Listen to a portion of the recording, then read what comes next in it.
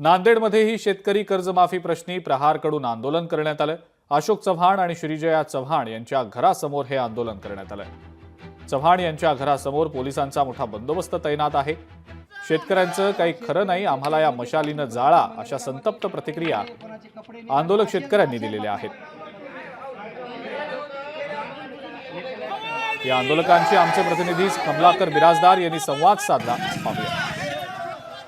शेतकऱ्यांच्या कर्जमाफीसाठी आणि 7/12 कोरा करण्यासाठी प्रहार पक्षाने मोठं आंदोलन सुरू केलेलं आहे। मशाल जे आहे या ठिकाणी पेटवलेली आहे। सर्व आमदारांच्या घरासमोर ही मशाल पेटवण्यात आलेली आहे। आपण बघू शकतोय खासदार अशोक चव्हाण यांच्या घरासमोर हे आंदोलन सुरू आहे। आपण बघू शकतोय हे सर्व जे कार्यकर्ते आहेत आपल्या समोर आपण बघू शकतोय या कार्यकर्त्यांचं हे मशाल आंदोलन या ठिकाणी सुरू आहे।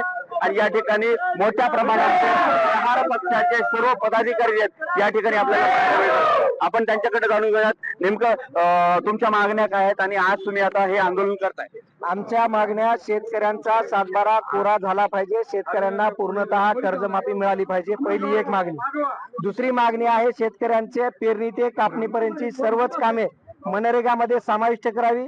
तिसरी मागणी आहे दिव्यांगांचं म्हणजे संजय गांधी निराधार योजनेचं मानधन हे 6,000 रुपये झालं पाहिजे। अशा एकंदरीत अनेक मागण्या आहेत।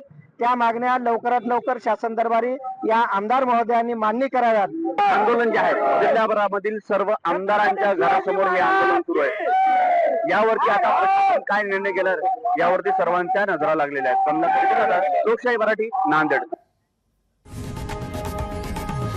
लोकशाही मराठी ऐका, पहा, जागरूक रहा।